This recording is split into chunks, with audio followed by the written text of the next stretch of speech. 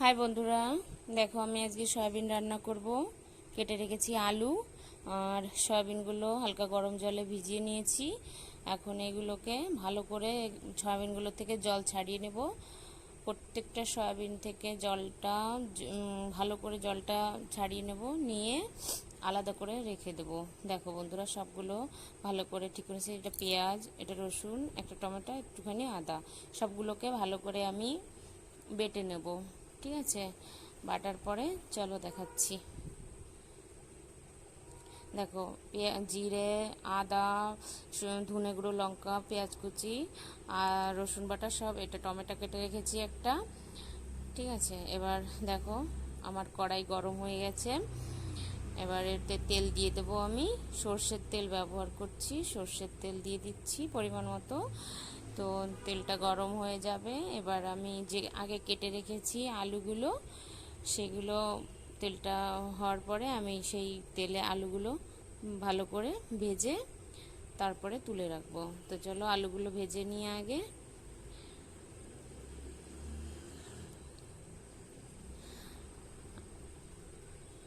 আমার আলুগুলো ভাজা হয়ে গেছে, এখন সব আলুগুলো আমি তুলে নেব। অন্য একটা পাত্রে তুলে নেব। এবার ওই যে তেল রাখা রয়েছে, ওই তেলের মধ্যে আমি সয়াবিনগুলো একই রকম করে ভেজে নেব। হালকা একটু হলুদ আর লবণ দিয়ে ভাজলে কালারটা খুব সুন্দর হয়। দেখো আমার এই সয়াবিনটাও ভাজা হয়ে গেছে। এখন সয়াবিনটাকে আমি তুলে নেব। আলু যেমন তুলে রেখেছি একই বাটিতে পাত্রে রেখে, মানে সব সয়াবিনগুলো আমি তুলে রাখবো। এবার তেল দিয়েছি, জিরে, একটা শুকনো লঙ্কা, দুটো এলাচ, একটা লবঙ্গ আর দুটো তেজপাতা, একটু নাড়িয়ে চাড়িয়ে তারপরে আমি এর মধ্যে দিয়ে দেবো পেঁয়াজ বেটে রেখেছি। পেঁয়াজ বাটাটা আমি এখন দিয়ে দেবো ওর মধ্যে। পেঁয়াজ বাটাটা আমি দিয়ে পেঁয়াজটাকে একটু ভালো করে, পেঁয়াজ আর রসুনটাকে আমি একটু ভালো করে ভেজে নেব, না হলে মশলার থেকে একটু কাঁচা কাঁচা গন্ধ আসে, ভালো লাগে না। পেঁয়াজ আর রসুনটা একটু ভেজে বাকি অন্য মশলা দিলে ভালো লাগে। এরপর আমি দেব আমার বেটে রেখেছি, কি বেটে রেখেছি।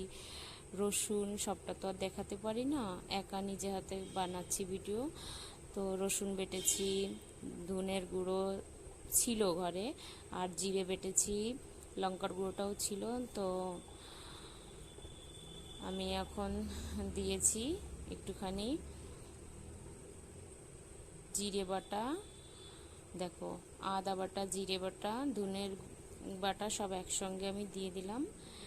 এবার এটাকে একটু ভালো করে নেড়ে চেড়ে, আর সব শেষে দেবো লঙ্কাটা। দেখো লঙ্কার মধ্যে একটু জল দিয়ে লঙ্কাটা দিলে ভালো হয়। শুকনো লঙ্কার গুঁড়ো দিয়েছি আমি, কাঁচা লঙ্কাটা দিলে একটু অনেক আগেই দিতাম। এবার এটাকে ভালো করে একটু ভেজে, এবার কেটে রেখেছি টমেটোগুলো দিয়ে দেবো। টমেটোগুলো দিয়ে যতক্ষণ না টমেটোগুলো গলছে ততক্ষণ নাড়তে থাকবো। তো দেখো টমেটোগুলো গলে গেছে আর মশলাটা তেল ছেড়ে দিয়েছে।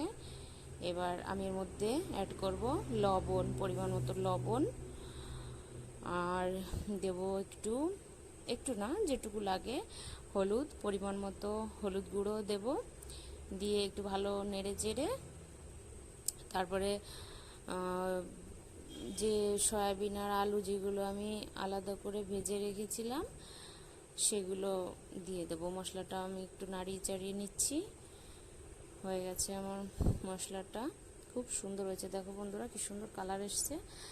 তো এবার দিয়ে দেবো ভেজে রাখা আমার সয়াবিন আর আলু। তো বাড়িতেও এভাবে তোমরা রান্না করে খাবে, খুব খুব সুন্দর লাগবে। আমার মেয়ের তো খুবই প্রিয়, আমি রান্না করলেও খুব খুব ভালোবাসে।